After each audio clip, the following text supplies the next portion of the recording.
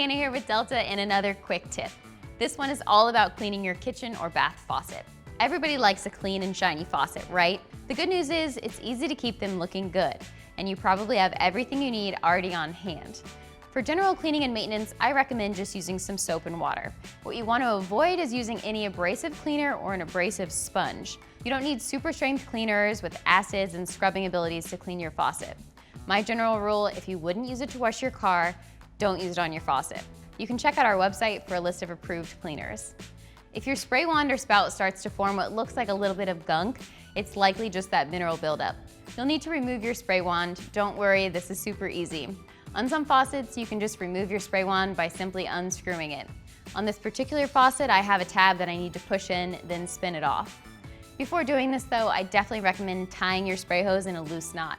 This will keep your spray hose from falling through.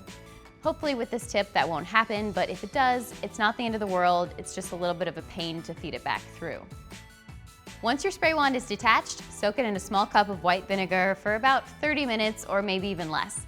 Check it periodically and give it a little scrub with a soft toothbrush if needed. Once the gunk is gone, give it a quick rinse and ta-da, you're done.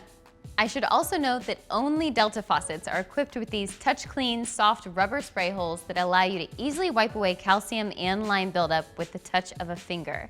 Simply turn the water on low and switch to your spray setting. Then just wipe your finger across the spray holes. This usually frees up any buildup and is good general maintenance for your Delta faucet. So that's how we recommend you clean your faucets. I've shown you on this kitchen model, but these tips will work for your bathroom faucets too. Now, if you're experiencing water flow issues, then it may be related to your aerator. That's also an easy fix, and we've got a video for that too if you need it. So there you go. Now enjoy that shiny faucet.